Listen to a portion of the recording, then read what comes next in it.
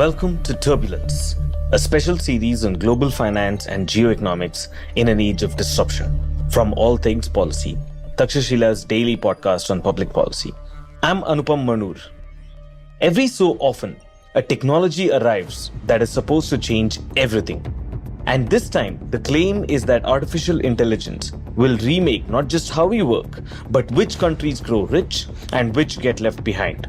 Yet, almost none of that is settled. Economists can't even agree on whether this is a genuine productivity shock or an overhyped one. So here's the one question to hold on to for the next hour. When the dust settles, will the AI shock narrow the gap between rich and poor nations or widen it? To think it through, I have two guests who come at this from very different angles. Pranay Kotasthane is the Deputy Director of the Takshashila Institution, where he chairs the High-Tech Geopolitics program.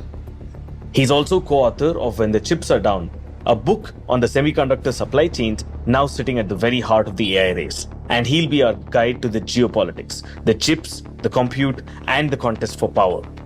Dr. Ashish Kulkarni is an economist whose work sits right at the intersection of economics, finance, and artificial intelligence.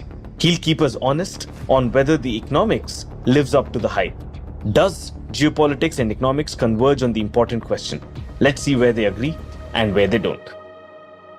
Turbulence, Global Finance and Geo-Economics in an Age of Disruption is a special series of Takshashila's All Things Policy podcast. This series is made possible by the generous support of Zerodha. A few weeks ago, the two most capable AI models on the market were suddenly switched off, which is worldwide for every foreign national on earth because of a single export control letter from the US government. A few weeks later, as of yesterday, we're recording on the 1st of July. As of literally a few hours ago, we again got a directive from the US government that the export controls were switched off. Pranay, start us off. This is a broad blanket kind of question to begin with. What did this whole episode tell us that we already don't know about AI and national power? Yeah, it told us that AI policy changes faster than AI itself. That's the big thing, right? So there are switches which are happening suddenly. But see, from the overall perspective, there are different narratives about AI which we need to understand to see these switches, right? So the first important thing is a lot of people think that AI is like a nuclear weapon, including the Anthropic CEO, right? He's on record saying that giving AI to China is like giving missile casings to North Korea and things like that, right? He's on record saying that. So if you see from that narrative, the theory of change is that if a country or a company gets access to AI, the frontier models, then they will be able to do things much faster than the rest of the world. And the gap between them and the rest will keep widening as they get access to AI and they build things on top of it, etc. Right? So if you think from that narrative that AI is as consequential as nuclear weapons, then these are the policy recommendations which become very superfluous, right? This is obviously you need to control access, then you need to stop others from having it. That's the lens. But there are other narratives about AI, right? AI can be thought of as an innovation race. It can be thought of as a general purpose technology like electricity or internal combustion engine. But at this moment, the framing which is the most dominant is still the framing that it is a beneficial technology but can have harmful effects. So let us control it from a nation first lens. And if you look at that lens, that's why all these policies are coming. So I would say that's the dominant framing, not that I agree with it, but that's how it is. Then let me bring you right into it, right? Let me put you in the midst of all of this. What is your lens? And then Ashish, what is your lens? Is this nuclear power? Is this just innovation? Is it a general purpose technology? Quick answers. We'll unravel all of that as we go on. Yeah, it's a general purpose technology. That's how we should in India see it, not as a nuclear weapon, definitely. So I'll explain why I say so.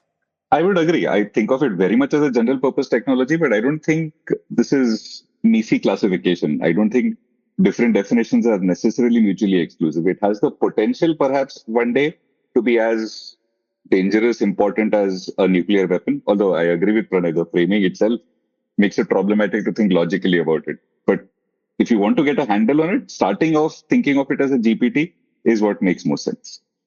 All right. Okay. That just is the starting point, right? Now, what I want to do is really look at how AI, perhaps more than anything else, makes for the perfect marriage between economics, technology, and geopolitics. There are other things in that bucket for sure. Even when big tech essentially came about, it was that there were fights about Amazon and Google and so on, but that was from a still narrower competition angle. Who has sovereignty over this technology? Maybe ideas about data and so on. But I think AI merges all these three domains more than anything else has. Perhaps, you can question that framing as well. So I want to try and unpack these things, right? Before that big merger happens, I want to try and unpack this. So for now, I'm going to think of Pranay's lane as the power plus geopolitics kind of lens. Of course, tech is in both lanes, and the other lane would be the trade, econ, geo-economics kind of lane where Ashish and I would perhaps fall into. And then let's kind of just unpack that landscape before we try and merge it together. So I'm going to start with Pranay's lane, the power map, right? Can you quickly kind of just lay bare the landscape for someone who's not been following this too closely, right? I mean, of course, everybody's kind of reading up on it. There's too much information, but can we try and unpack this in a simple way as 101? Who's actually leading the AI race? And on what axis? So on models, on compute, on, let's say, leading edge chips, talent, energy, and so on. Who's kind of leading on all of these things? What does the landscape look like? And then maybe as a follow-up question, if we can genuinely kind of look at these things separately, and which I think we should, looking at AIs as one product doesn't make sense. If you look at it as this, what are the different choke points, right? In terms of fabrication, EUV, lithography, high bandwidth memory, leading edge logic, hyperscale cloud, whatever, we take different parts of this. So who's leading the race? What are the choke points? Big question. Yeah. No, so I would say, of course, the big point here is US is leading the race, I think, in terms of the capabilities it has. But there are different views on this as well, right? Some people in the US itself say that the lead is very small, and some people say that the lead is quite consequential. And that's why they want to maximize the lead as much as possible, even if it means stopping those chips to the world at large, because every gap in this lead is very consequential. I think it is not that consequential, but US is ahead. I think most people will agree with on this count. Now, what do we mean by being ahead, right? So we'll use, I think Jensen Huang's framework is good to start off with. He talks about AI as a 5-layer cake, generally fits with how I think about it as well. So the layers are energy, chips, infrastructure, then models, and then applications. So and the idea is each layer builds on top of the other, right? So you extract energy essentially because you will require a lot of energy to run those training models. So that energy is provided by running huge data centers which require a lot of power consumption. That's why we started measuring data centers in terms of gigawatts and other energy consumption ratings, right? So that is energy. Energy is used by chips, right? These are specialized chips which do a lot of parallel processing, and because of the parallel processing during the training and somewhat to a lesser inference stage, you require that much energy, right? So these are chips are really the infrastructure on which are using this energy for training. Once that training is done, essentially to even run these chips now, you need very specialized data centers, which requires cooling, networking. You mentioned memory. So how is the memory routed? Do you need external memory? Where should that be placed? How should the trays be arranged between the memory networking infrastructure and the core parallel chips? All that is part of the infrastructure layer.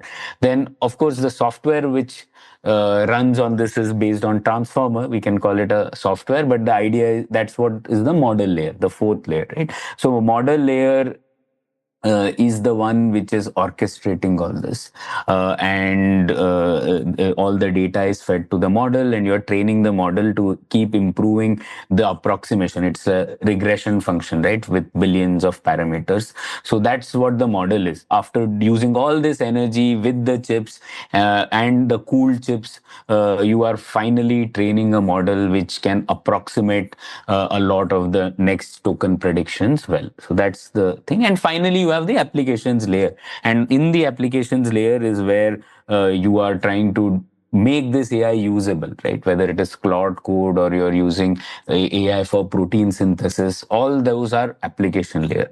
So all these are 5 layers. Now there are different choke points and different controls on each of them. And I think I like this framing because what it says is it doesn't mean that you need to excel at all 5 layers equally. Some countries are better at one layer and some countries are not good at other layers. And you can compensate the lack of proficiency in one layer by doing better things at the other layer. So that's the framing to understand.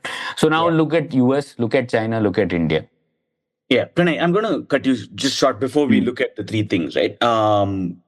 So you spoke about the 5 layers, which each one kind of feeding into the other. So those are almost, I mean, I'm going to look at them as a vertical stack. What are the things that cut across horizontally? I mean, I can think of talent, obviously, as one, maybe policy as the other. So what are the horizontal things that cut across all of these things? Yeah, many people have like some people use the framing of you need chips, you need data, you need talent and applications. So that is another framing. I would put data as a sort of a partial vertical in this because data is a part of the infrastructure, is a part of models in this framework. Also as part of applications, right? So you need some data which is context specific, which will be used by applications, and you need a lot amount of data to train, which will be used in infrastructure layer. So I would say a data, talent, policy would be the three Funding. verticals. Yeah, I mean, the innovation ecosystem, but that then you can include everything under the deep. Sure. Yeah, maybe. Okay. Yeah. I think, then innovation, I think special funding for R&D, right? As against general, of course, everything requires money, but funding for R&D sort of thing. Okay, sorry. Right. So go back. You're saying now where does US, China, and India stay in all of this? Right. So on the US side, right, obviously, let's start with the energy layer. They are doing a lot of things on energy. You're seeing moves to start newer plants, even restart some nuclear power plants to get the energy game up. But this is a stage where actually China has the advantage, right? Because it can scale up energy much faster than the US can. There are no restrictions on setting up power plants, or the restrictions can be overridden by the government far more easily.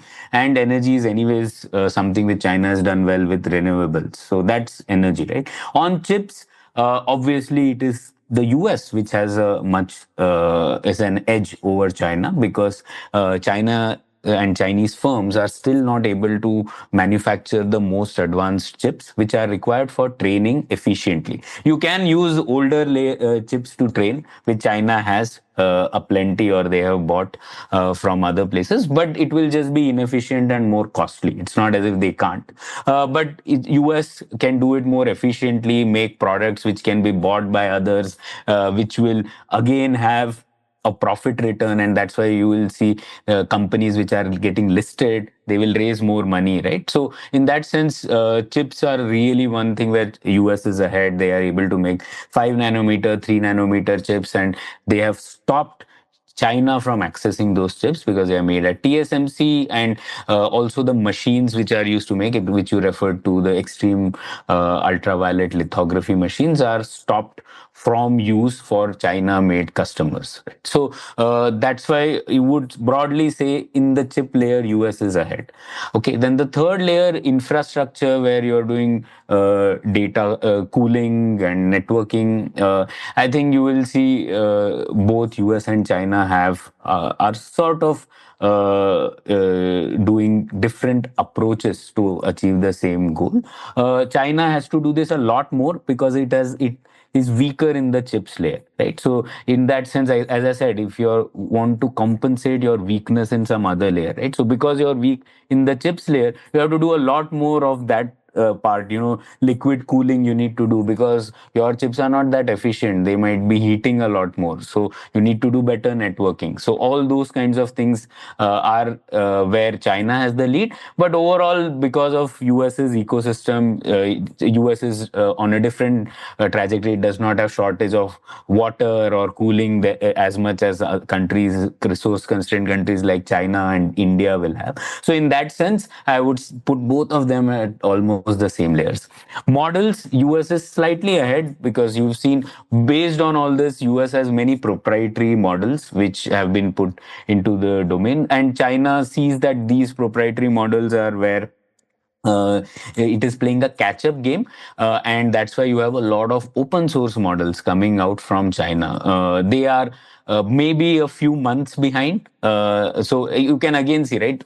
Even though it doesn't have the chips layer, the models that it has brought in are not like 5 years behind. They are a few months behind. Most of the people agree that it's not as if they are, many decades behind. So in that sense, that's the model layer, a slight edge for the US, I would put.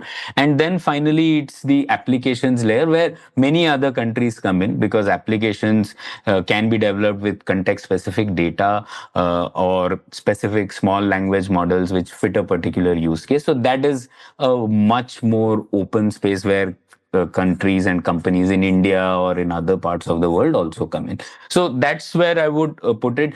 The bottlenecks are always easier to put on something physical. So that's why the bottlenecks started a lot with chips. And then they are also now people are thinking for liquid cooling technologies in the infrastructure layer, there will be controls. Then it expanded to models, and there were controls over models like you saw with Fable and Mythos. But the models problem is difficult to contain because you have open weight models which are accessible. Once you have open weight models, you don't need to do the entire training, right? Like that was what you required the energy and the chips and the infrastructure layers for. But once you have a set of that one file which has all the open weight models, at least for someone to get started, you're not starting from ground zero. You can use that model, and if you can amass enough energy and compute to do the inference part, you can get started, right? So that's how I would put it. Yeah. So that's a fascinating kind of the breakdown of things, right? And Ashish, I want to ask you this.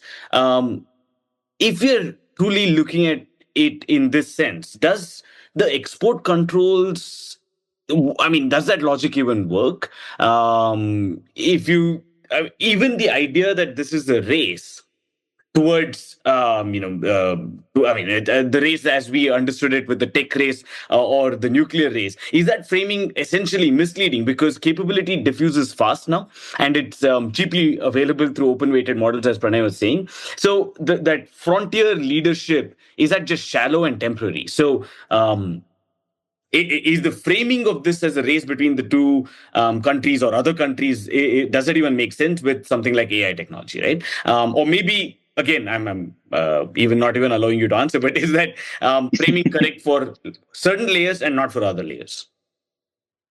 It very much depends upon, of the 5 layers that Pranay spoke about, one of the layers I have a slight disagreement with Pranay, and second, how to think about each of these layers in the stack sense that you mentioned. Both of those, I think, help us answer the question that you're raising over here.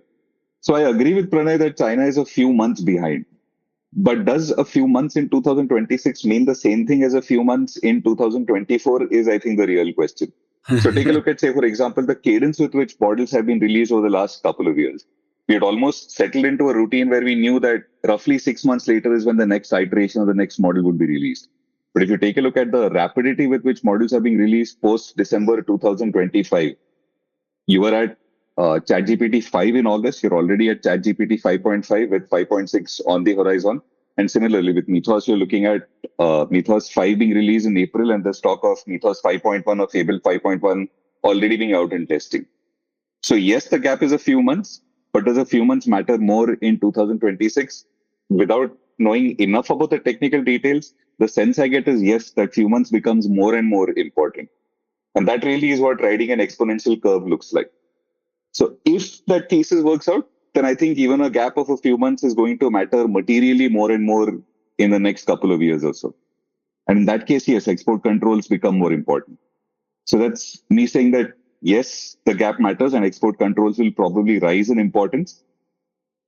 But without trying to get into an argument with myself, the thing that I would try and change in terms of what I just said is figuring out how quickly information moves across the five things that Pranay described is also equally important. So the more you try to build a closed wall around any one of these or even all of these, the more development is going to struggle. I'll give you one example which will warm the heart of any economist. When you speak about the application layer really mattering, and that is where effectively the returns have to start to show themselves. The more you have of a closed garden, the less likely it is that experimentation at the application level will happen. And frontier development is going to slow down in a Hayekian sense. Lower experimentation means not enough development at the application layer, and so not enough feedback going back to the model layer. And so therefore, yes, the gap will matter, but there is an incentive mechanism built into the stack itself to say that, hey, we need more experimentation to find out where and how the model layer can become better. Right. Pranay, do you? Yeah, I want to come in by saying that it is a race, but it is not a war. And that's a different framing, right? A war is a zero sum game. Only one country can win and other has to lose.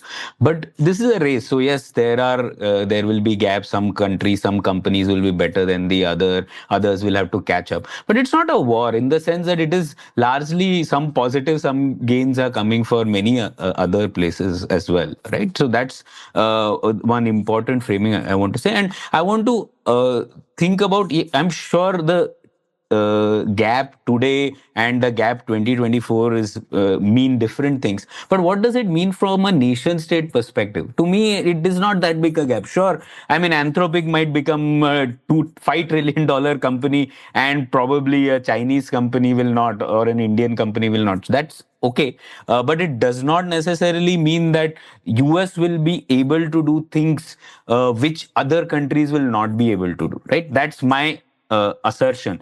Many people might not buy that assertion, right? Like maybe Dario Amodei doesn't buy it for reasons to boost the IPO of his own company. Also, there might be an angle. But whatever it is, the angle there is that the gap will be so far off that others will not even be able to catch up. But from the history of nation states, we know that's not the case. Many nation states are always able to build base capabilities in frontier technologies, right? Nuclear weapons happen. Sure, India doesn't have as many nuclear weapons as China or India has, but nobody will bomb India from nuclear weapons because we have a base capability. Space, again, we don't have the frontier tech on space, but we have capable enough tech from a nation state perspective to be able to resist things in that domain, or to be able to develop further capability in there. So in that sense, I think it's the base capability model which works a lot more in this domain than this zero sum war model. Okay, I'm going to do one final kind of pushback on this. The race, not a war framing, which both of you kind of agree upon, is that an analyst framing? Is that also the way that the politician and the policymaker sees it, given what they've been doing? Yeah, I would say that countries which have no choice are looking at it from a policymaker's perspective as a race, but countries which are at the frontier, there is a debate whether it is a war or a race in them. Right? Many people in the US think that it is a race, but policymakers often frame it as a war also, right? Because it benefits the firms, it helps them mobilize domestic resources to frame it as a war, right? The US has a war on drugs, war on terror, war on many things. This is a new war. and it helps, right? In the sense, if you want to align domestic resources and domestic vision, then this kind of framing works in the US. This is a proven public policy fact about how they have many wars on many things, right? So in that sense, and it also works for China to frame it this way, because then you can do things back home, also release these open source models which are not giving any monetary returns to them, but they have to do this. So in that sense, yeah, this is more of an analyst's framing. But for other countries, for India, etc., many times when this fable mythos comes, that's the time when you start seeing it more like maybe this is a war, maybe we'll not get this in the future. But for other times, now that AI fable mythos is back, you will see the conversation again move to the race framing, that let's catch up, let's partner with any other country we can in order to improve our capabilities, rather than thinking of it in only zero sum terms. Got it. Okay. Now let's move to the Ashish's lane, right? Which is on what does AI actually do for the economy? I think sometimes we just get a little bit too caught up with the geopolitics of it all. But ultimately, AI is, tech, an instrument for bettering our lives and purely as an economic, productivity gain. So I want to talk about productivity, right? And there is, even in that, there is a live disagreement, right? You've got Acemoglu's kind of a modest and slow estimate of what AI can bring, and I'll explain that in just a bit. And then there is another kind of an idea of a transformative but lagged view, right? So, and then you have an entirely other thing, which is the consultancy hype, and all three give you a separate kind of estimate of what all of this means. So let me maybe say these three things in two sentences. Ashish can build upon it and tell me where you kind of see yourself in which camp do you belong to. Right? So Acemoglu says that the productivity gains will be both modest and slow, right?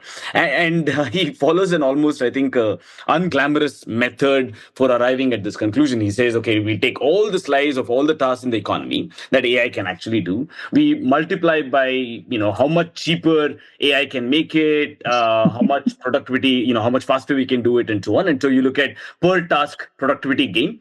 And you do that honestly over the entire set of tasks, and you get something like I think half a percentage point of extra total productivity spread over something like a decade, right? Which is really a rounding error when we think about global GDP, when we think about even a country GDP and so on, right? And this obviously sets very starkly in contrast with the framing that AI changes everything, right? That's the headline that we are all used to. So that's one camp. The Brynjolfsson's camp says that it will be large, but lagged, right? So he says that it's too early to even start measuring productivity gains, because that productivity gain looks like a J curve, and we are just about at the beginning of that J, right? And then you'll have this kind of exponential rise after that. So he says all general purpose technologies, whether it was the electricity or the computer, look disappointing in the productivity numbers for years, actually, right? Because the payoffs only arrives after firms readjust and reorganize their entire way of structuring to adjust and adapt to this new technology. So I think, again, I personally feel that this makes sense. So I don't know where you are. Of course, the consultancy hype is that they believe that there'll be like a 40% productivity increase like tomorrow or yesterday. So, that's one extreme. So make sense of these things for us, Ashish. We already have, Anupam. The challenge for me is to not so much answer what was already a difficult question to begin with, but to add to all of what you've already said. But here's my stance, and I'll explain in my answer about why I have the stance that I do. I don't think the two things that you described, the Acemoglu angle or the Brynjolfsson angle, are necessarily two separate things. I think of them in my own mental model as sort of laying out the micro foundations, which is where Acemoglu comes in, for the macro foundations, which is where Brynjolfsson comes in. But can I interrupt just even before you go there? I think at the end of this episode, we could perhaps reach a consensus on what exactly AI means, how will it impact all of us, who will win the race. I think all of those are questions that we can settle by the end of this episode. But I don't think we'll settle on how to pronounce Acemoglu's name. Agreed. And I'm going to try and say Acemoglu. There we go. All right. Okay, so Acemoglu talks about, and this line has become very famous by now in discussions about AI and economics, the task is not the job. And from there to understand why eventually you're going to see the kind of exponential growth that Brynjolfsson speaks about, helps us understand how as students of economics, you want to start to think at the task level, go up to the job level, go up to the firm level, and then eventually start to see something related to productivity statistics. So if you begin with the idea that the task is not the job, any person who's listening to this podcast, or even the three people who are recording this podcast, we don't actually do jobs. Those jobs themselves are a collection of various different tasks that we do. For example, taking notes while we are recording this podcast used to be a task, but that task has now been automated. You might have Otter.ai, you might have Zoom doing the recording, automated transcription, whatever it may be. So taking notes while recording a podcast is a task that has gone from our lives. Some of us may still choose to do it, but it is very much a task that can be automated. And the idea is everybody needs to think about their jobs as a collection of these tasks and ask which of these tasks are going to be automated away. But I would argue that itself is an incomplete framing. There are perverse incentives at play. If my manager comes and asks me how many of my tasks are going to be automated, I have a perverse incentive to not report exactly how many are going to be automated. I'm not saying employees are necessarily going to cheat. I'm just saying the incentives are wrong. And so therefore, for firms to discover how much productivity is going to go up by is a very difficult thing to do. So part of the reason why you're not going to see that jump in productivity statistics is because firms are messy. Ethan Mollick uses the frame of thinking of firms as garbage cans. There are so many different messy processes. There are so many different things that go on in any firm that is just impossible to understand, even for the employees within the firm. That for somebody to say, hey, because we have used AI now, productivity will go up by X% is going to be difficult to happen. One. And second, the nature of the firm itself, to use a very Coasian framing, is going to change, as is the nature of contracts within the firm. You and I, Anupam, we'll understand this when we say this to each other. But for this to actually materialize in the economy is going to take a long time. Reorganization is one word, but to see it actually happen at the firm level and therefore at the sectoral level and therefore at the level of the economy is going to take a long time. And so therefore, I agree with Acemoglu that, hey, it's one thing to say that tasks can be automated. It's quite another for this to show up as productivity gains. If and when it happens, and it is going to be a slow and messy process, then yes, you're likely to see the kind of rise that Brynjolfsson speaks about. And the second thing that you want to keep a track of is existing firms changing is one thing, but you're already starting to see evidence. Brynjolfsson had a lovely paper a couple of years ago called Canaries in the Coal Mine. There is already research out there about how newer firms that are born in the age of AI, A, have fewer employees, B, have flatter structure, and C, are showing decidedly better productivity. So this transformation isn't just with existing firms. Newer firms are going to move at a faster rate. And the third thing that needs to happen is governments the world over need to understand that this is going to happen at a much faster pace. So something that Schumpeter spoke about a while ago, creative destruction, is going to happen, but at rates that we are simply not used to as a society. When all three factors start to merge, one, firms figuring out how to increase productivity, two, as a consequence, productivity rising given the entry of new firms, and three, an enabling mechanism where all of this happens with the idea that, hey, some firms will fail, other firms will succeed, is when you'll start to see a rise in productivity. It's easy for me to say this, for it to actually happen on the ground is going to take a while. And that would be my framing for how to think about the economics of AI. Okay. Ashish, how do we explain Claude doing updates almost on a daily basis or a weekly basis, right? Like they have version 1.1.152, then 153 comes. So that it itself shows in the pre-AI age, they wouldn't have had that frequent updates. Now they are having frequent updates. Updates in a software firm can be thought of as a proxy for productivity because you are adding new features which others can use. So in that sense, do you think in some areas productivity is already increasing a lot faster, whereas in some areas, maybe in banking, it isn't? It's not so, I mean, my answer to that question is it's not so much how awesomer Claude gets on a weekly basis, but how that changes my workflow on a weekly basis. So sure, Claude may be capable of doing a lot of things, but am I going to change the way I research a presentation? Am I going to change the number of meetings that I have about releasing a particular product? So you see computers everywhere except in the productivity statistics. Similarly, you're going to see AI everywhere except in the productivity statistics because human workflows are very messy, very inertia led, and are going to take time to change. And we struggle with this in our day jobs on a day to day basis. Even the three of us, I'm sure we do. So for us to see this work across firms, the challenge isn't software updating. The challenge is processes updating as a consequence. And that will always be slow, is my take. So I wanted to add here, actually, I would contest your framing of jobs as a collection of tasks, because jobs is a collection of tasks and yet a lot more than just collection of tasks, right? There is a lot of coordination involved, there's a lot of Yes, context involved, which is not so. That framing might just make some people think can jobs can be divided into a set of tasks and that task can be automated completely, right? That task can be automated, but the job in a way still stays, right? And the famous Jeffrey Hinton analogy when he said 10 years ago that there will not be any radiologists the because why radiologist. would you need that? The number of radiologists had only increased, right? Because Yeah. the perception that the work of a radiologist was just to see the image and to say was is not correct, right? There are many more tasks that the radiologist does, which was not thought of when we thought that it was just a collection of tasks, right? And in the same way, sorry, if Hmm. you about the way I look at this job versus task business is that the way that I would look at what does it actually take for a firm to come alive, right? So you have the factors of production, okay? You have land, labor, and capital, but that all of it on its own is not enough to obviously produce something. You need still something to put all of that together in a Yeah. meaningful sense, with a vision to produce something. That is what we call as entrepreneurship, right? And that is what actually makes the magic happen. So even in the job versus task thing, yes, there are a series of tasks, but somebody is designing those tasks towards an objective or a goal. And that is where hopefully human ingenuity comes in, right? Absolutely. And that is precisely what I mean when I say that workflows will be much, much slower to change for two reasons. One, because of inertia. And second, because we just don't know what those new AI enabled workflows are going to look like.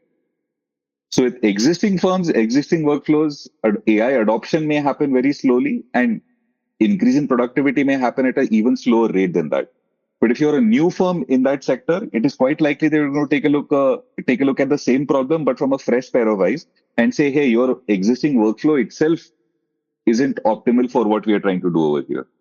So if a new firm starts a radiology as a service kind of business with an AI first workflow, perhaps I don't claim to know how.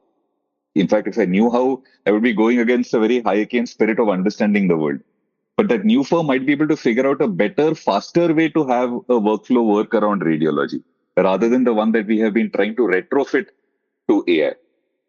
Both things are going to happen at the same time. Existing workflows are going to change, but very slowly. New firms are going to figure out new workflows. And this is exactly what we call diffusion. So for the diffusion to happen and therefore for productivity to go up, it's not by definition cannot be an overnight process. So So it's this is great that we're the using AI. It's going to take longer. this is Solo paradox all over again, then, right? I mean, Yes. Robert Solow in 1987, for those of you who might be interested in this, coined this term called the Solo paradox, which was that firms making massive investments into computers, for instance, didn't see any big and information technology in general failed to translate into measurable increases in either worker or even at the national level, national productivity, right? And so that's the famous saying, right? You can see the computer age everywhere, but in the productivity statistics. That's what Ashish was referring to earlier. And the way that was solved was, in fact, in the 1990s. That is, in a few years later, you did actually see massive productivity increases. Productivity did kind of surge, and there was some causal, at least establishment of some causal relationship between those investments and this thing. So that's the lag essentially, right? And I think that's what the Brynjolfsson's kind of model predicts, that you're at actually right now whatever we are seeing is just at the bottom of that kind of the J curve, right? And because that reorganization is happening, people are trying to figure out. In some cases, there's also a lot of pressure from the boards of companies to let go of people, saying, where are you using AI? People are blindly adopting AI. Maybe even token costs go up, while labor costs, which was traditionally low, you're replacing cheap labor with extremely expensive tokens without using them properly. So a whole bunch of this will happen, I think, in the Yeah. adjusting phase before companies and firms figure out, okay, what is the best way that can work for us. right? Absolutely. Yeah. Okay, Pranay, if I want to bring you into the productivity part, right? If you're saying that for at least a few years, the productivity gains and the kind of the translation into national statistics is going to be low and slow, right? Or maybe total factor productivity is under 1% for a decade, right? We don't know how long it takes. Maybe a decade, maybe 5 years. Why are we treating this as an urgent national security emergency? Are we? I think from the first conversation, we kind of said that it is about national power, it is about national security, and so on. So why do we want to impose export controls over something seemingly this modest? Yeah, we don't. I don't want to impose. Why is the US? Yeah, yeah. Again, as I referenced. See, this is creative insecurity argument all over again, right? In 1950s, there was the Sputnik moment where people in US could see the Sputnik in the night sky with their naked eyes, right? And that was one thing which led US to reimagine their entire scientific ecosystem, right? Where NASA, the National Science Foundation was reinvigorated, and a whole lot of things happened. DARPA, which was earlier ARPA, all those things happened because there was this framing that this is an important challenge for us. This is a national security challenge for us. This is a national pride challenge for us. And we have to get our house in order. And hence, a lot of things happened at that point of time.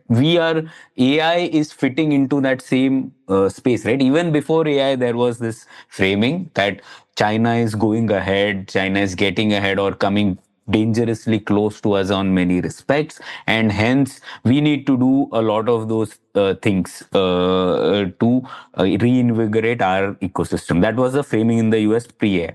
AI fit right into that, right? That when new things happened in AI, even though you will see paradoxically, even though China is thought to be better at application, the Claude and Claude Code and Chat GPT didn't come from a Chinese firm, right? Transformers existed in 2016, but the first application of this also came from the US. And yet the framing in the US was that China is dangerously close to us, right? And then the framing became not about China can beat us, but that it is too close to us. So now we have to increase that gap. And that is the framing which is driving a lot of these things, right? So it was not just for AI, right? It is also for semiconductors and many other technology domains. Where AI comes in specifically is to think of that this is one technology which will lead to exponential gains, and if you don't have it now, the gap between you and who doesn't have it will only keep rising much faster, and it is irreversible. You will not be able to get that. So now with that framing, that really works in that framing leads you to do a lot more things at home, try a bunch of industrial policies as well. So all those things sort of fit in. That's why it is seen as a national security angle. As I said, my framing is still it is a general purpose technology. So I don't buy that, but this is one dominant narrative. All right. Okay. Yeah. Thanks. I want to bring India into this picture of again productivity, growth, and so on. So, Ashish, even before we bring AI necessarily into this picture, right? Let's establish how countries kind of grow. I know this is a big blanket statement, or at least a very ambitious thing. But I mean, to keep it very simple, we have this idea that developing countries obviously use cheap labor. That's the magnet that can attract industries. You grow out of that. There's a whether Lewis's model, there's a flying geese model, a whole bunch of things, right? But essentially, let me try and remove all the economic jargon and fluff out of this and say you have developing countries which have cheaper labor. You're supposed to industrialize through that labor, and then you produce for the world. Whereas the advanced countries, labor costs have gone up. They're investing in more capital-intensive technology. Once there, again, the labor for that capital-intensive technology becomes too expensive, they move on to higher stuff. Developing countries will catch that. That's how the entire kind of catch-up process will happen. Now, initially as well, India kind of leapfrogged this first, the manufacturing part, because we say leapfrog almost as a positive thing. I say that as a massive negative thing. It's just that we didn't get our labor policies right, which forced us into some part into services. And even our services were still based on cheap labor. Right, Yeah. it was the BPOs, it was the call centers at first, then the services in IT, which was not necessarily cutting edge technology. I mean, again, correct me if you think that was wrong, but largely the things that the advanced countries couldn't afford to do, right? I mean, because labor costs were too high, and we took advantage of that for a long level. Does AI disrupt this entire flow, right? Even in the services part, where do you see kind of this trajectory for developing countries, especially? I mean, let's keep India right at the center of all of this. We kind of developed through low cost services, cheap labor, but in at least services. Right now, even that seems to be at a threat. The question to ask in this case is the modeling that you have, in a sense, laid out for how you think about whether it is KPOs or BPOs or GCCs. How exactly does that model play out in the minds of the American companies that are choosing to, not necessarily only American, global companies that are choosing to locate some services in India? What is their back of the envelope calculation, and how does that back of the envelope calculation change in the age of AI? So I'm going to propose a very simple model to think about. I'm not saying that this model covers everything. Once we agree that this model is somewhat usable, how does this model change in the age of AI? Is a framework that I would like to use to think about how to answer your question. So, say for example, an American company says, and again, I'm using America only as an example, that it is cheaper to give some Indian firm $50,000 per year for an employee seat rather than hire a comparable employee in America. At the end of the day, that is the simple arbitrage that is going on.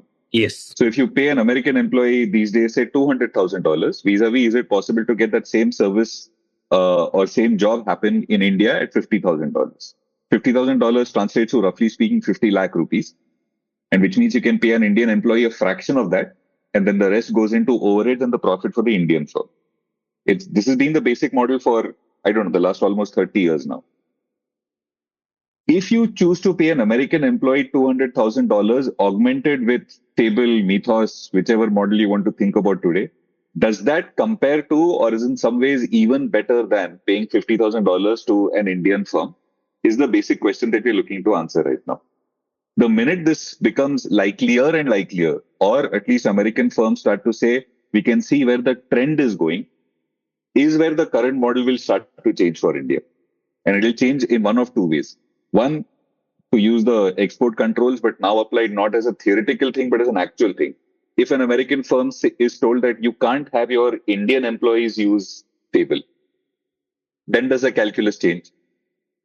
If you say to an Indian firm, hey, I can get AI to do this task, so I'm not going to pay you $50,000, I'm going to pay you only $30,000, then does the model change? Are the two levers in the back of the envelope calculation model that I'm talking about? I don't think banning access is going to make much of a difference, but I do think whatever advantage we've had in terms of saying $50,000 is worth it is going to start to be eroded. So I would say we are at risk. It is nowhere close to being a catastrophe just yet. But yes, we are at risk, and we need to figure out how to get the same model that has been working for us for so long, but start to figure out how to make it more resilient. Does that mean upskilling? Does that mean using whatever capabilities we've built to figure out how to supply the same services domestically? Does that mean figuring out how to access other global markets that we've not tapped so far? If you have to think about outsourcing, particularly in IT and IT-enabled services, this is the kind of thinking that I would. So two questions back to both of you. Does the framing make sense? And I treat this as something to start to worry about, but nowhere close to being catastrophic just yet. Would you agree with that? Yeah, I think that framing makes sense, right? I mean, I think the US firm is essentially doing a cost benefit analysis at every step, and now saying, does it make sense to replace our tasks to the Indian, or is it at the again, just do it tokens? And I think they will make that calculations. Which one gives them higher returns? Which one? And I don't think that answer will come out anytime soon.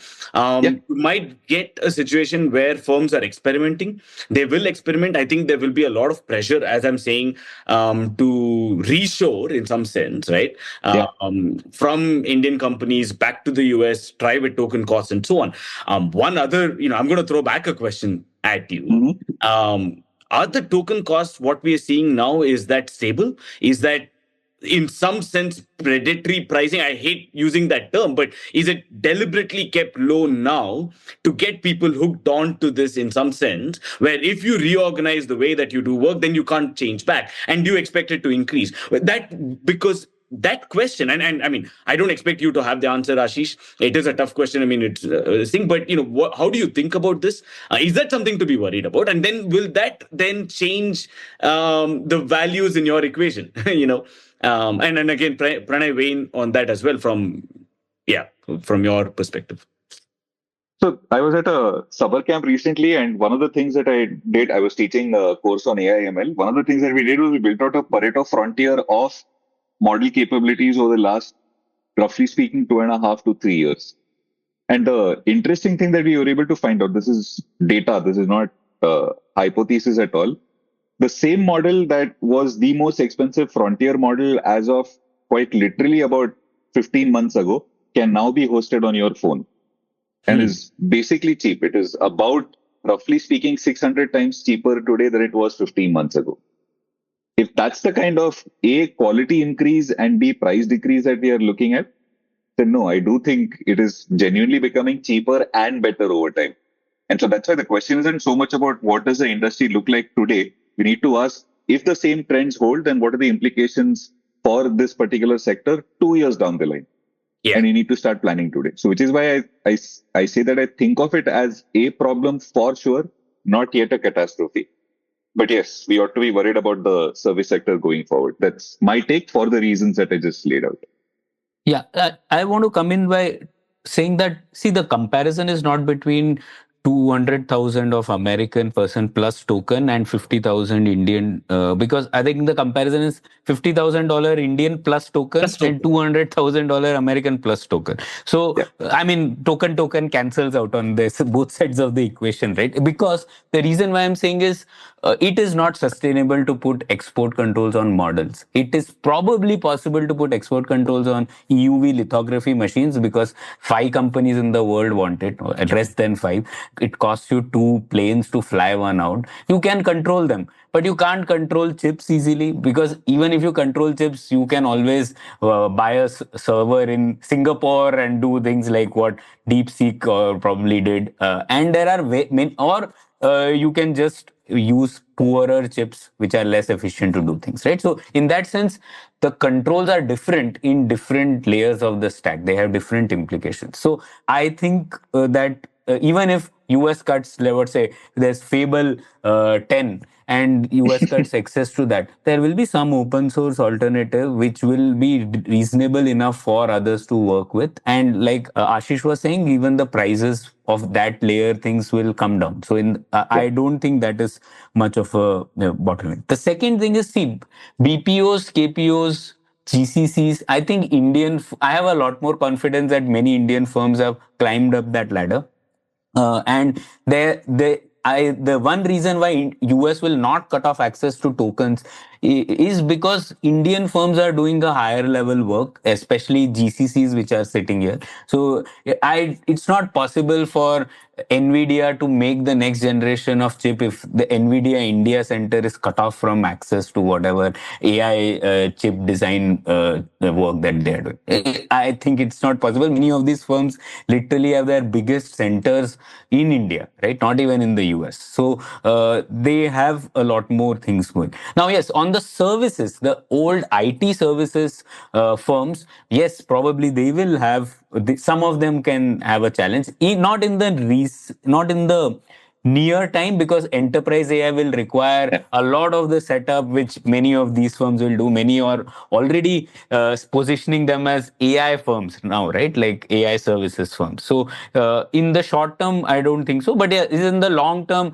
their model will change, right? Some of them will not have this labor arbitrage model. You will figure out some other means of selling. But I am actually not that worried, because this is one industry in India which was not under protectionism, and they figured out, they have survived for 30 years through their ingenuity. Some of them will die, some creative destruction will happen, some other type of firms will come up, right? As long Past as returns are not what is that? Past returns are not predictor of Yeah. future performance. But Or no, the more sophisticated version of that argument. This time is different. yeah, but I take that, right. I take this thing. So I essentially look at this as two ways that you can look at this. One is obviously there's this ladder, and as you keep going up, the bottom things become irrelevant and so on. But the better kind of framing, I think, at least what we seem to be arriving at, is this is could also be a leveler, right? In the sense that now you have a firm or an individual in India with AI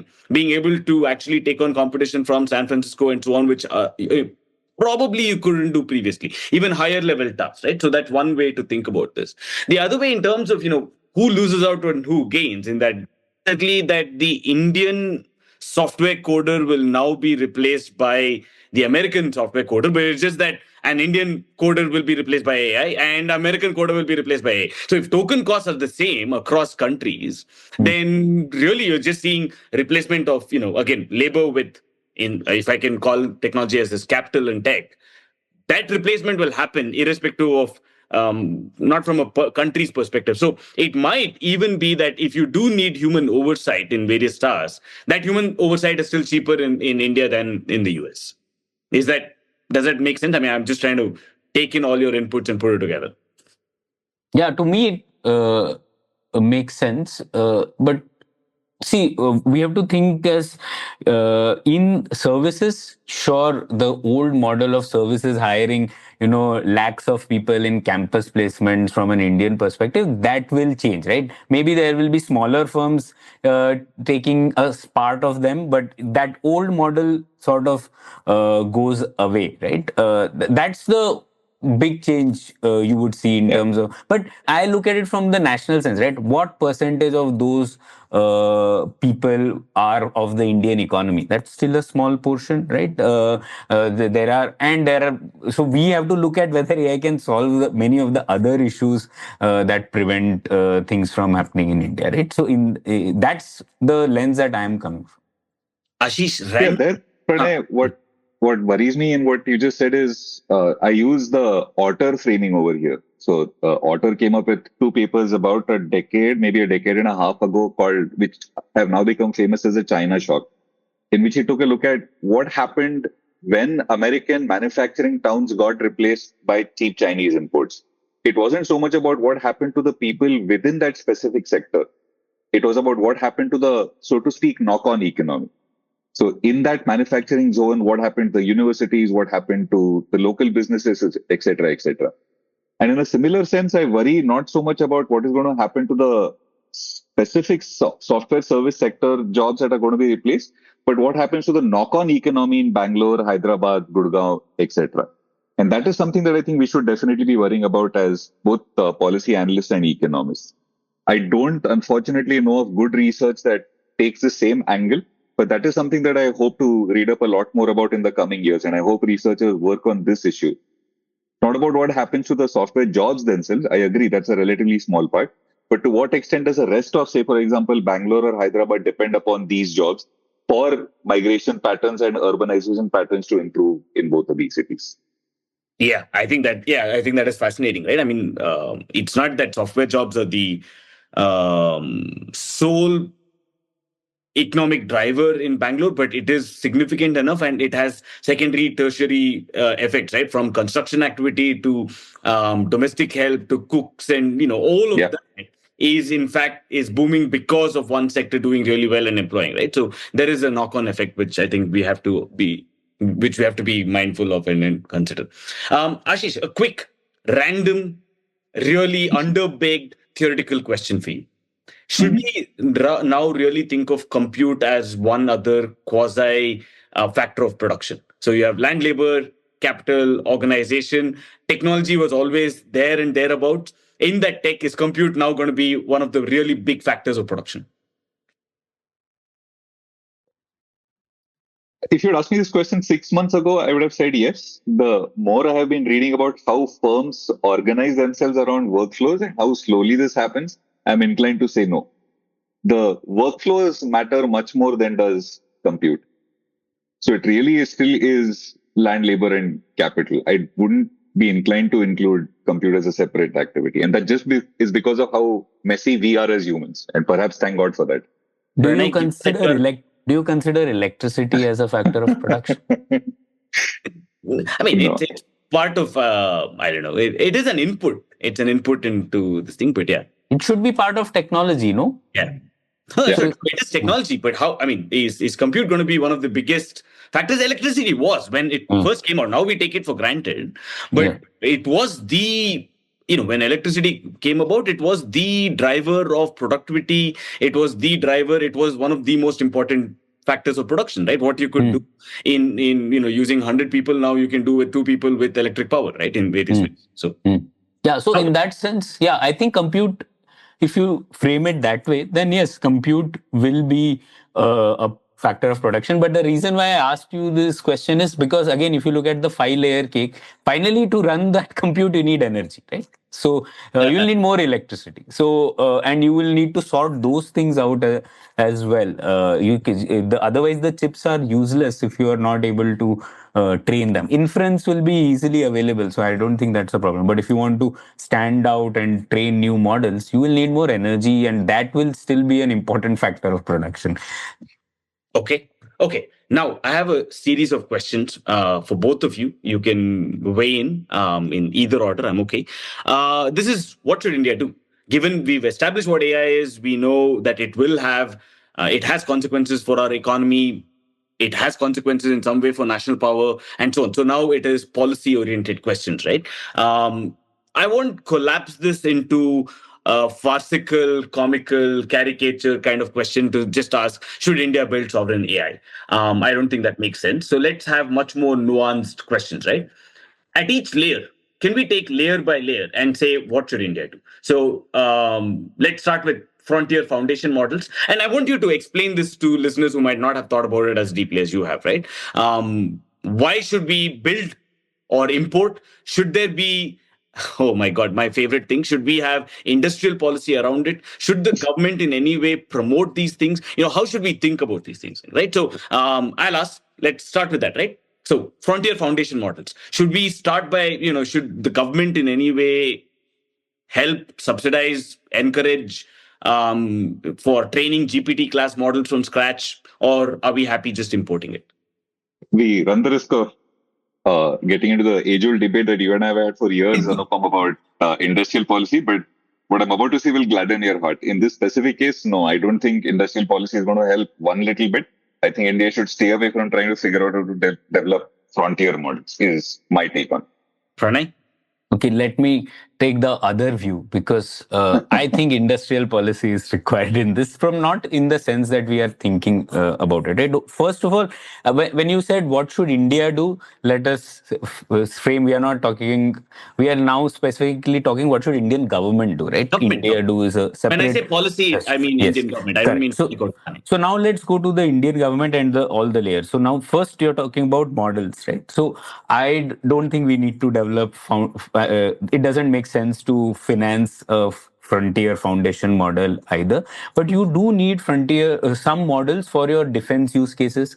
You don't want to build for your defense use cases using a model from outside, right? Because that has cognitive implications. You don't know what is the data that it has been trained on. So for the use cases which are specific to armed forces, you will need an industrial policy there, right? You might need a new model. But Pranay, can we, I'm asking perhaps an extremely stupid question, but can we suddenly decide, hey, I want to just build a frontier model for defense purposes without having the capabilities of actually doing that? So you need to build towards that, right? You need to have talent, a whole bunch of things to be able to build frontier technology, which means then we start subsidizing / promoting / contracting at various other stages as well in order to be able to do that at that level, right? You can't just manufacture at the highest level overnight.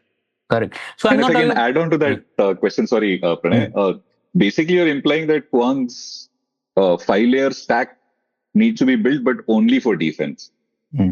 Yeah. So again, I'm not saying frontier models, right? I'm saying defense will need specific models, which will not be the cutting edge. So you don't need to build another Fable 5, but you will need to have specific models which work for defense use cases. Maybe, this comes under more application slash model layer, but you might need different kind of models for doing, drone tracking or anti-drone warfare, those kinds of things. And that you can still have a layer of some pre-trained open source model, but you will have to do retraining, pre-training, post-training, and that won't require the kind of things that you are imagining it to be. It doesn't mean you need to have another Claude, another Anthropic, but you will require some government effort on it.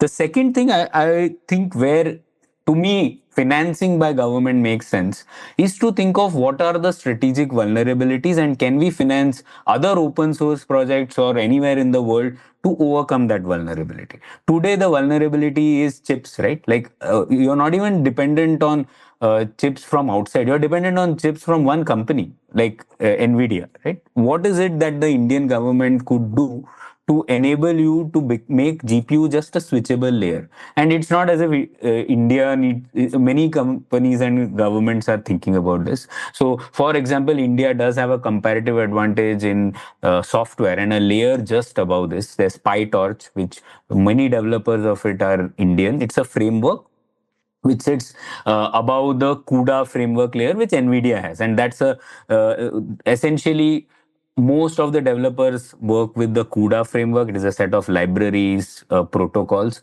and it only works really well with NVIDIA chips. So, in one, I think strategic interest for India is that even if I don't have NVIDIA chips, it should be able to work with AMD chips or some other kinds of chips, right? And for that, if you have a framework which is operating, which replaces CUDA essentially or makes an alternative possible, and you should be able to plug in other chips, whether it's AMD or others, then it benefits us. So there are projects like Apache TVM, there is ONNX in China, which are trying to do exactly this, right? So because all of them also face this problem. So now, does a government financing to an open source project which is trying to do this make sense? To me, it does, right? Just like India did finance RISC-V, which is an alternative to ARM in the CPU space, another domain, but similar strategy. That to me makes sense because it will help us overcome an important strategic vulnerability. Now, tell me where you think that this doesn't make sense. Ashish, do you want to this thing? I don't know. I haven't. I obviously, firstly, I didn't understand a lot of the, I don't know, CUDA or blah blah blah blah. But if I could just basically understand that there are special purpose requirements where there are strategic vulnerabilities, and we need to where we need the government to kind of finance it and make sure that we are not dependent on frontier model, which can then be cut off, or where there are export controls. We live in that world. I think that, okay, I can see that. I can see that making sense. But Anupam, let me just explain it to you, try to simplify it, right? What we are essentially saying is right now we are dependent on one firm for the chips, and it can stop things for various reasons. It is in everyone's interest that that dependency reduces, that you should be able to buy from multiple chips, right? Multiple companies, even if they're right. That's so. Just imagine there is something which can allow you to do that, right? And that is to be done at the software layer, firmware layer, not necessarily at building a fab and other things. That you understand that's this framework, right? Yeah. And some people are working on that across the world. My question is, should Indian government contribute to it? Yeah, okay. I would say yes. I would say if, but okay, but I'm going to, throw back a question to you. Why would private parties not do that themselves? I mean, if they're going to be affected, let's say business is going to get affected by the strategic vulnerability. Okay, so the first part is the defense bit. I agree that, okay, defense standard economic argument requires some form of state intervention. Now you can't be, obviously, I would never, even in my freest market stance, I would not say India should buy weapons from China, right? I mean, clearly we understand that part, so let's leave that part alone. But in this, I'm just asking, right, why is it that firms themselves, and they're successful firms. They're not some infant industry, blah, etc. Right? So you've got successful IT firms in India. Why are they not collaborating on these projects? Why are they not funding it themselves? It's not that we have shortage of VC money or other money for research and for development and so on. If there's one sector which actually has the money, it perhaps is this. So why do you need government intervention here? Yeah. So see, the model which we are talking about are open source models, right? Or open source alternatives. These projects are open source. By definition, open source means that they don't have that kind of a value proposition for cornering profits, right? So in that sense, like, are other proprietary models trying to do this? Yes, they are trying to do that. AMD has been trying to do this for a long time, but there are very strong lock-in effects. There are network effects. CUDA. There are developers who are already trained on that, so they will not shift to others. It's just like, why the Apple ecosystem was stronger, and some similar effects are there. So private players are trying, but they have not been successful. So the alternative now is open alternatives, which by definition will not have the kind of funding that proprietary models have. So question is, do you want to encourage them, finance them, enable them in some? All right. As much as I dislike it, fine. I'll buy this argument from you, Pranay. Ashish? My worry, and I don't know enough to ground this in any sort of serious research, my worry remains that in the years to come, frontier capability will beat trying to develop specialized niche models.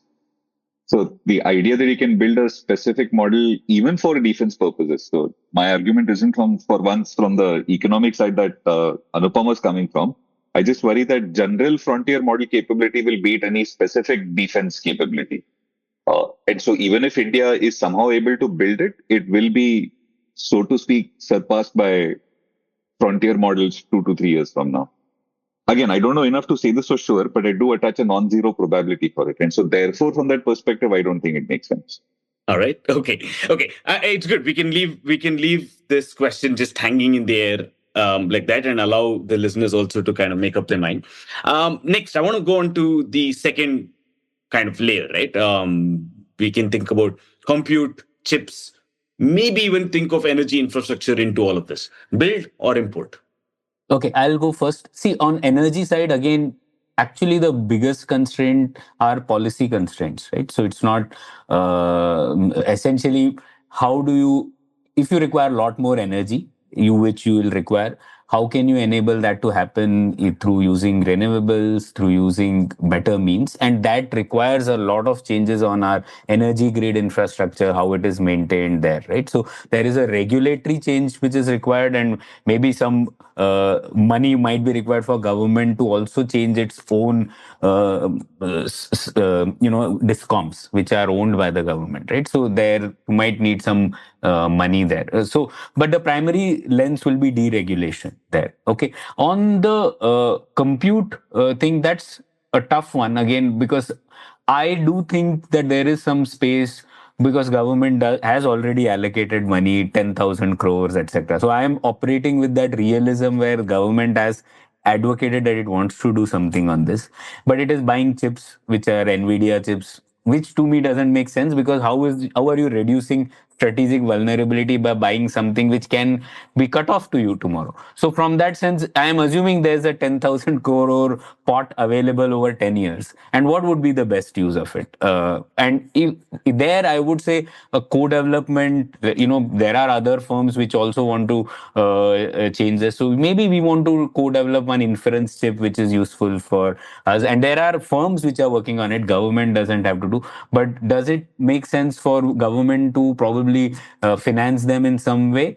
To get them off the board, do prototyping, etc. To me, I think there is a marginal case where I would say probably yes. Again, it could be a target, right? It could be a challenge that we want this kind of capability of inference chip. Whichever firm is competing for it can compete, and we are willing to help in the prototyping stage, because all these take 7-8 years, right? So same value of death for startups in the hardware space, and we already have design linked incentive schemes, etc., for it. So to me, it makes sense to use that for specific challenges. And US does a lot of industrial policy. SpaceX is a result of industrial policy, so I don't think it is that we should not we should be saying that it doesn't happen elsewhere.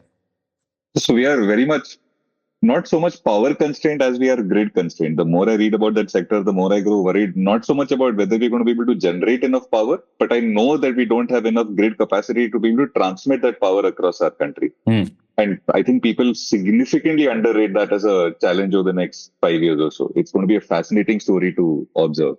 My source for anything related to chips and industrial policy in India is you, Pranay. So to me, whatever you say in your newsletter is how I think about it. And my mental model of your opinion about industrial policy when it comes to chips is good start.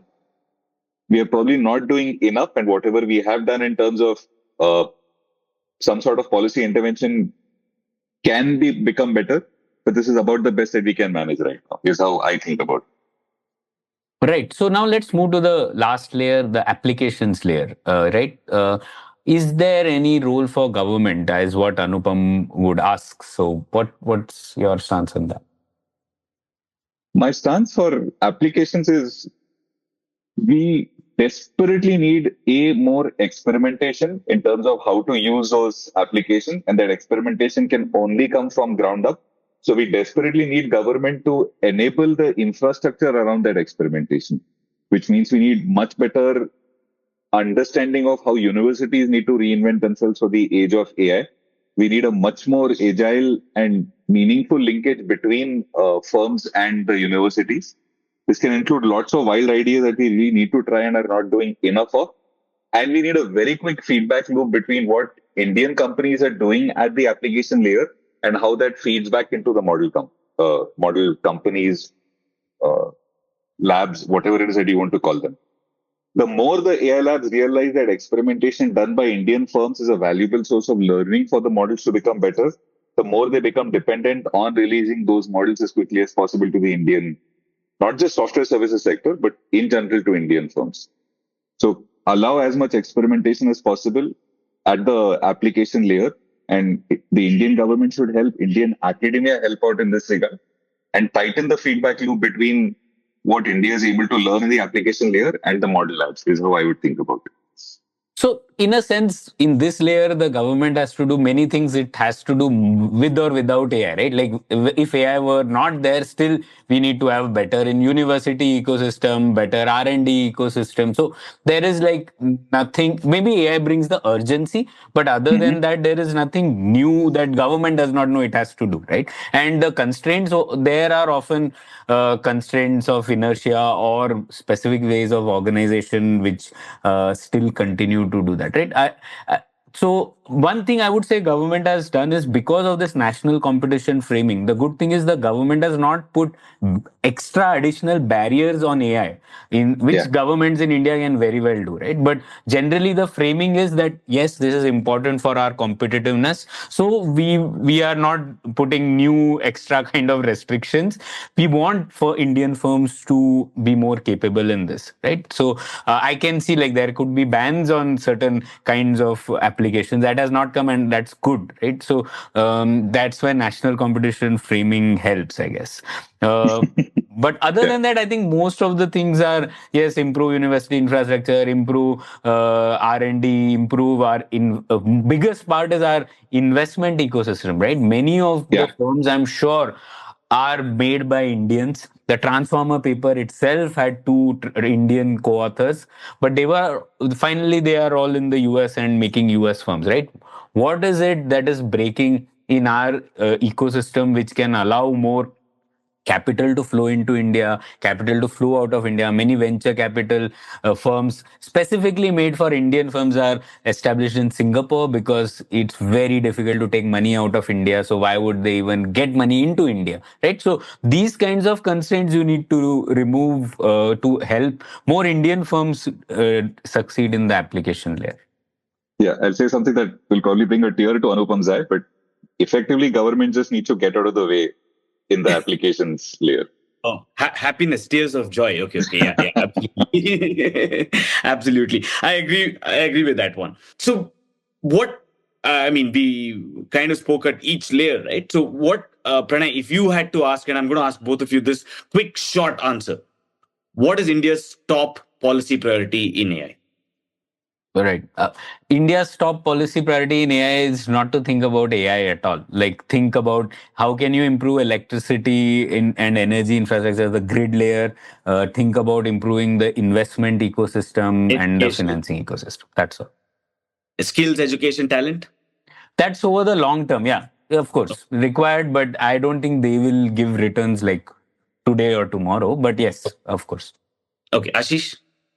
Entirely agree. Wouldn't change a word in Pranay's answer. Okay. All right. Final bit. Okay. I know this has gone on for quite some time, but just the final question on now back at the macro level. In this, if we think of this again as an AI kind of race, now don't look at just US and China, but across the world, are we going to see convergence between countries or divergence? Just in the way that this technology will evolve over time with all of the things that we spoke about, whether it is diffusion or whether it is, when we think of it as controls and protectionism and so on. Generally, would you see greater divergence or greater convergence? I would say divergence. You will say divergence. So there, okay. Pranay? I would just say changes, not necessarily divergence or convergence, in the sense that, there is this great paper by Michael Mazar called A New Age of Nations, in which he tries to do this in terms of what happened in industrial revolution and which countries went ahead. So in the industrial revolution, you can see there were winners, losers. There were some, for example, Ottoman Empire was a great power which lost out. Russia was a power which somewhat, it can't be, it didn't become a much smaller power, but it settled at an equilibrium and it didn't grow as much as it could later, right? So, and then there were some winners, right? There were Germany, US, of Britain, etc. And industrial revolutions really took up. And there were also some losers, right? Ottoman Empire, which I told, right? So, similarly, in this, if this is a GPT, you will see some countries becoming like the Ottoman Empire of the past, like the Russia of the past, like the US of the past. So you will see these changes. Some countries which you didn't expect to do well could do well.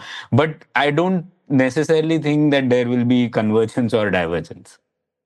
Okay. All right. Thanks. And there's two questions. So I'll just start with the first one. What is the single most important indicator that you would watch over the next 12 to 18 months to know basically where the world and the technology is heading? Oh, you're asking globally or in India? Either. I mean, I'm just saying, if you want to look at this AI, where the tech is heading, what does it mean for, again, from the global macro perspective, in terms of, it could be growth, it could be the question on convergence or divergence, whatever you're interested in within AI. It could be just productivity. What are you looking out for? What are the things that you're tracking? What is the indicator that you're tracking? In my case, two things. One, the Pareto frontier, how quickly are models becoming cheaper and better? And second, within India, I wish I had a much better data set to figure out how employment is changing and placement statistics for colleges. How are they looking or going to look over the next couple of years? Right. Yeah. I have a separate episode on this later, on just seeing, what are the big kind of shocks, where is the risk coming from, where I will touch upon unemployment. So deliberately, I kept it out of this episode, or else that would have been obviously a big thing to talk about, but I've kept it out for the time being. But okay, Pranay?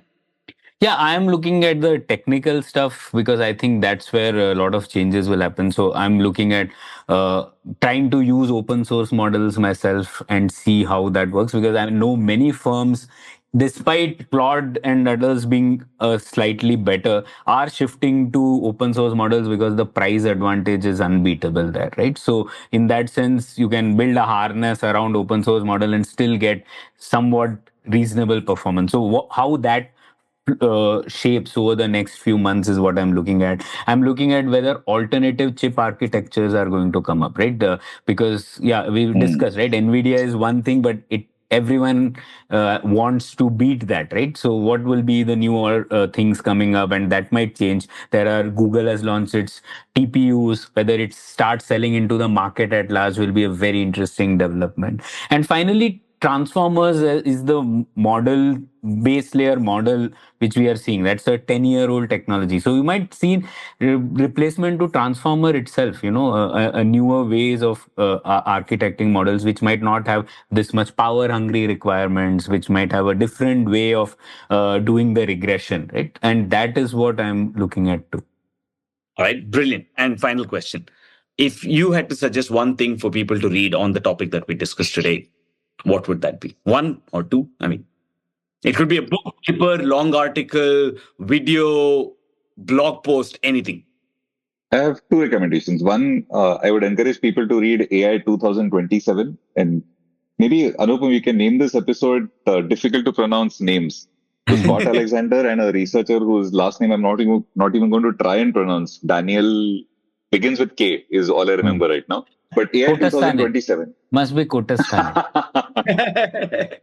Who knows? Perhaps he has had a role to play in that as well.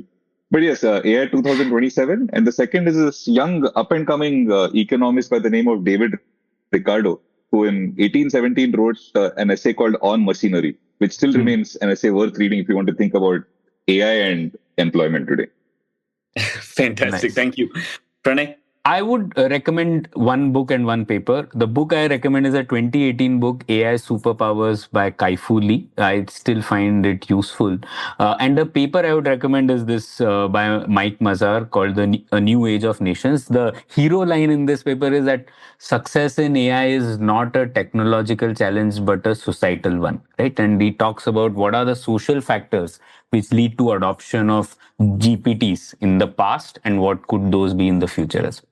Thank you. And you wouldn't recommend When the Chips Are Down? I think it's written by some... Yeah. I think, I mean, of course. Right up front. All right. Thank you both for joining me. I think there's... the conversation obviously has been extremely interesting. There are places where the three of us sort of converged in the way we think about AI in the global sense about whether it's a race. I think that's something that we agreed upon. In certain cases of what India should do, I don't think there was complete agreement. Pranay tried to bulldoze his views on all of us. We ended up agreeing out of courtesy. In some other places, in terms of productivity as well, I think there was nice enough convergence and divergence across the board. So I think this made for an interesting episode, if I have to say so myself. Thank you both for giving me your time and joining me in this episode. Thank you. Thanks. We hope you enjoyed that conversation. If you're interested in public policy, AI, geopolitics, or defense, do check out the courses offered by the Takshila Institution. And for more conversations like this one, stay tuned for the next episode of Turbulence, Global Finance and Geo-Economics in an Age of Disruption, a special series of the All Things Policy podcast supported by Zerodha.